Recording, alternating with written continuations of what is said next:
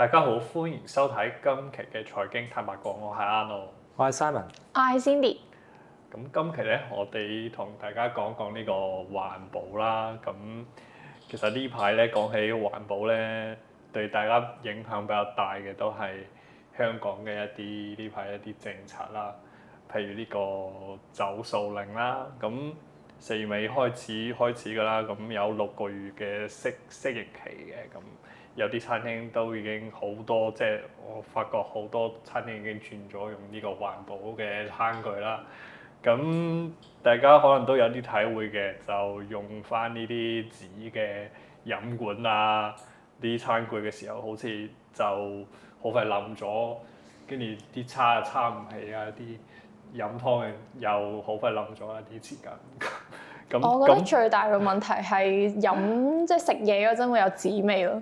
我覺得即係你話隻羹淋咗，我都覺得算啦。即係佢話，即係佢都係紙嚟嘅。咁但係佢會影響咗個食物嘅味道嘅時候，就會令到我覺得，不如即係如果佢即係其實我而家都會慣咗，就係嗌外賣，佢問我啊你要唔要餐具，我就會問佢你嗰個係膠定係紙咁，佢就紙嚟嘅，咁我就同佢講唔使啦，多謝咁樣。咁我就可能即係例如 office 嘅話，我而家自己都會有套餐具啦，咁。都開始會習慣就係自己會有套餐具喺 office 即係用咁樣，就可以都唔使用餐具。咁 Simon 你都覺得應該係唔方便咗啦，係嘛？唔係你呢個一定係唔方便嘅。你以前因為塑膠實在太好用啊嘛，咁你個味又真係影響得少嘅。咁你而家突然間一個 downgrade，咁你唔適應係好正常嘅。不過個問題其實你話所謂環保餐具其實應該個命題應該定喺個走塑膠嗰度咯，即係我哋而家做緊嘅係其實你都係唔環保嘅，你用嗰啲即棄餐具，咁只係你而家我哋係走塑膠啫嘛，即係話點解呢個走塑膠呢個咧係定咗喺即係話2024年嗰個環保其中一個好大嘅重點嚟嘅。即係我唔知，即係都想問下你哋對於走塑嗰個，你哋會點睇？你意思係走塑，即係走塑嘅意義啊，定係？即係其實環保嘅話，咁當然啦，你話自己一人準備一套自己嘅餐具，咁係最好啦。咁你會準備個餐具，只係因為個紙嗰個令你體驗實在太差，所以你會準備，所以你就被逼轉去環保啦，係啦。咁即係如果有繼續有膠嘅話，俾你對你嚟講嗰個都唔係太大意義。其實咧。對我嚟講咧，我會覺得環保係一個，我覺得即係我覺得幾吊詭嘅一樣嘢嚟嘅。因為即係好似阿嬌話齋，即係人人都講，即係人人都拍拖，唔通個個想拍拖？咁如果擺喺環保度，就係人人都講環保，唔通個個都想環保咩咁樣？咁即係我會覺得咧，嗰樣嘢就係環保呢件事咧，好難做。即係好似我即係以前咁樣啦，可能朝頭早會去即係可能食個早餐，咁可能我帶翻公司食。其實嗰度可能已經1個兜噶咯喎，已經。咁如果我每一日都係咁樣嘅時候，我30日就30個兜。咁如果成個香港每一日都有可能20-30萬人係咁樣過緊一個朝頭早嘅時候，咁再加埋晏晝夜晚，其實一日係可以創造好多垃圾出嚟。即係當我去認真去諗即係外賣呢件事嘅時候啦，其實我都幾焦慮下嘅。我會覺得哇，我哋香港真係有咁多地方擺呢啲垃圾咩咁樣？咁但係你話係啦，但係如果你話我會唔會自己帶個兜出街去買粥啊咁樣？咁其實你話會唔會咧？我試過一輪嘅，咁後尾咧我係放棄咗嘅，我係決定唔食早餐咯，即係我唔喺出面食早餐，我喺屋企食，咁我就會覺得個壓力，即係我個焦慮或者我個壓力會細咗。因為即係我會覺得啊，唔係我創造咗咁多垃圾，或者我有份冇創造咁多垃圾出嚟咁樣。咁但係每一日你會見到自己個垃圾桶咧，都會有好多唔同嘅紙巾啊，或者膠擦咁嗰啲嘢嘅時候，其實我會覺得都係有種焦慮喺入邊，但係我係唔係好識得點樣去環保咯？我會講。我覺得咧走塑呢樣嘢咧，其實而家政府係咁積極去推咧，我諗有機會係個堆填區都好快唔夠用，我唔知啊，但係因為個塑料嗰個最大嘅問題就係佢降解超慢啊嘛，你其他垃圾可能你抌咗喺嗰度堆填區，跟住慢慢佢即係分解咗，咁有啲空間又多出嚟。但係塑料嘅話，你積咗喺度就冇得再即係佔咗啲空間，就唔會再即係可能幾百年、幾千年都係仲喺度嘅。咁呢個堆填區嘅壽命會大幅嘅即係點樣降低咯。如果即係走塑嘅話，其實個堆填區可以用得好耐好耐喎。你提到嗰個降解嗰個問題，其實膠係勁難降解啦，大家都知道啦。就算係變咗佢內氧化咗變得脆，佢都係會變做微粒。因為而家其實我哋即係話點解會其實即係話成日講環保喺個商界啊，喺所有層面上邊咧，都開始會傾環保，就係真係開始影響到我哋啦。大家都開始 feel 到真係影響到啦。膠成為咗大家嘅焦點，可能係因為個海洋嗰個微膠粒嗰個污染啦比較多啦。咁我哋食用嘅可能會影響到個漁業啦，可能會影響到個身體啦。因為開始喺人體嘅血液裏邊都會 check 到，會發現到一啲微膠粒啦，或者喺我哋嘅食鹽啊、食物上邊會發現到微膠粒啦，啲魚嘅內臟啊裏邊都會發現到微膠粒啦。咁呢啲係真係會開始影響到我哋成個環境同埋個商業環境。呢個絕對係即係唔係話已經係一個大家可以話一個幻想或者係一個未來100年嘅問題，已經係直接已經喺度影響到。所以呢個可持續發展嘅情況之下，某程度上係要做啲嘢嘅。咁呢個係我諗呢個已經係共識嚟嘅。不過個問題就有機會就係因為塑膠太好用啦，我哋而家根本就冇替代物料啊。老實講，真係冇一種靚嘅替代物料可以替代到塑膠，所以我哋就多啲反感。但係個人嚟講覺得就其實某程度上點都要行嘅。即係環保呢樣嘢咧，其實就等於你做咗掉一件垃圾，但係100年後先落地嘅，係啦。咁你算唔算係即係你而家你就咁掉垃圾，你都會影響到人啦。咁如果你係嗰個即係100年後先落地嘅垃圾，咁你直情係影響緊，即係未來嘅人。點解影響而家嘅人又得，影響未來嘅人又唔得咧？咁嗰個位，咁嗰個都要罰錢啦。係啊，而家你去掉垃圾都要罰錢啦。咁所以其實我覺得要做嘅，做個問題點做咯？咁塑膠而家應該已經係我哋堆填，即係話我哋生產嘅固體廢物啦裏邊嘅第一位嚟嘅。以我所知咧，就係例如衫啦，其實已經好多係啲塑膠纖維啊咁樣去做。就算即係好似你摸落去好軟腍腍嗰啲質地咧，其實好多可能都係膠嚟嘅。咁然後當你洗衫嘅時候，咁你就可能會洗走咗啲即係微塑膠落海啦。咁然後啲魚就會食到啦。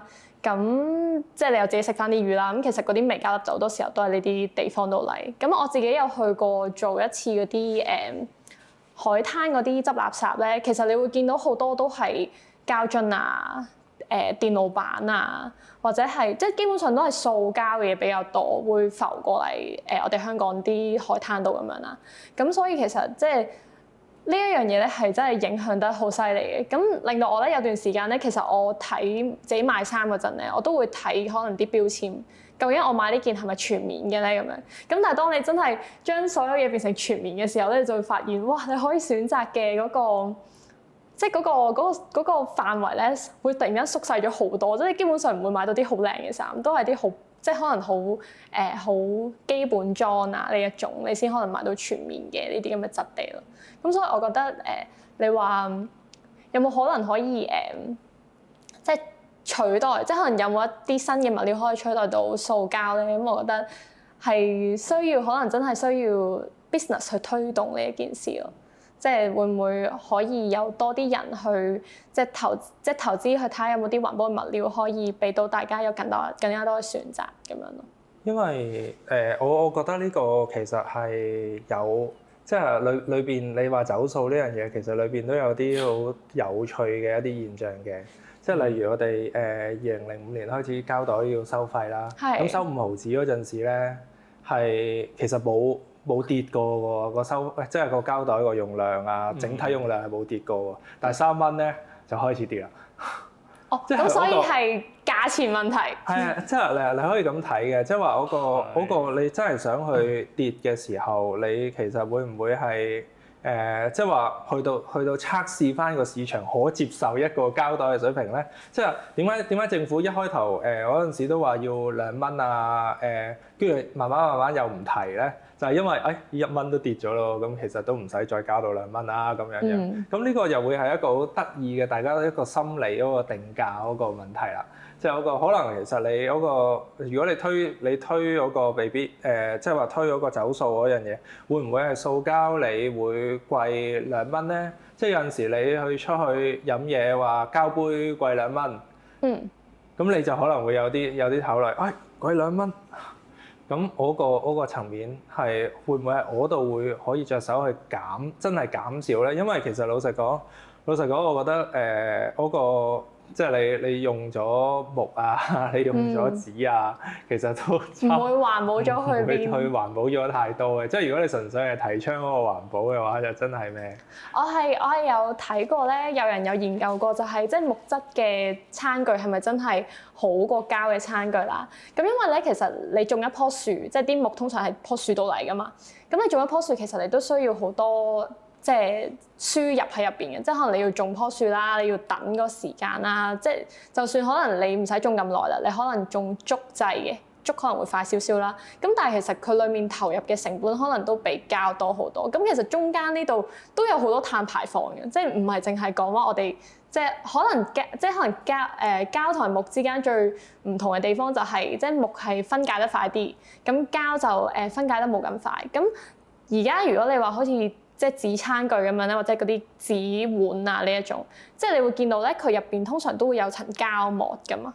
嗰層膠膜咧，其實啲人講係永遠都冇辦法分解嘅，嗰嚿嘢都幾嚴重下。咁所以其實我覺得對於好多人嚟講，其實呢一個環保究竟點樣做咧，都係即係一個其實大家都唔係好睇到好全面嘅一個議題咯。咁好似你講即係收錢，我覺得其實收錢係好嘅，因為咧你收完啲錢翻嚟，你就攞嗰筆錢去做翻環保嘅嘢，即係你去種翻啲樹啊，可能做翻啲推動環保嘅事啊，可能幫啲環保嘅企業啊，我覺得咁樣係仲好嘅，即係叫做即係你啲錢去翻應該要去嘅地方，又支持翻呢一個環保嘅行為咁樣咯。其實咧有即係大學教授都估計過，用而家假設用一啲現有嘅材料去完全取代呢個塑料嘅話咧，咁其實個溫室氣體嘅排放咧會增加2倍。咁如果係即係嗰啲運輸成本都會加咗，因為啲紙係重過啲塑料噶嘛。咁其實係咪真係環保咗咧？我可能唔覺得。另外咧，其實你有環保咗嘅，但係可以解決個問題就係個塑料對呢個環境嘅影響咯。係啊，但係其實塑料都係喺度嘅，因為你知道塑料係用石油做㗎嘛。咁我哋基本上就係用啲石油唔要嗰啲部分嚟做呢啲塑料啊。咁我啲唔要嘅石油塑料都唔做膠啦，而家唔做膠啦。咁都係喺度㗎，都係喺度嘅。我想講咧，其實如果你再講遠少少啦，其實嗰陣咧整膠袋出嚟咧，本身係一件環保嘅事嚟㗎。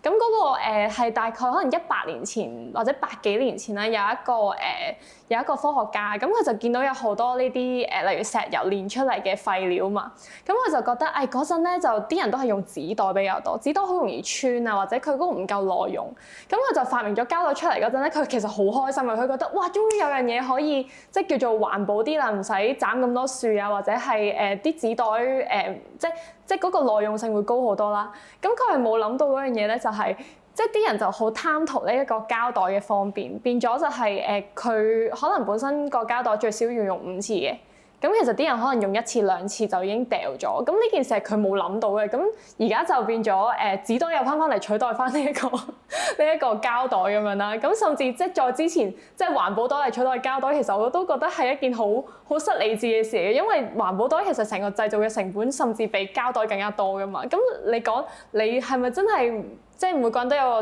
環保袋喺身咧，或者係你屋企究竟有幾多個環保袋咧？其實都係一件好有趣嘅事去討論咯，我覺得。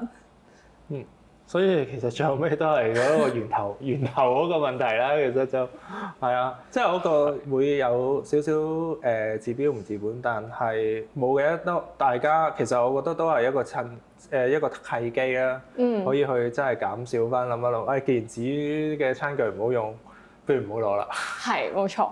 今期嘅財經坦白講，我哋就講到呢度啦。咁唔知大家有咩 comment 都可以留低俾我哋睇睇。咁下期再見啦，拜拜。拜拜。拜拜。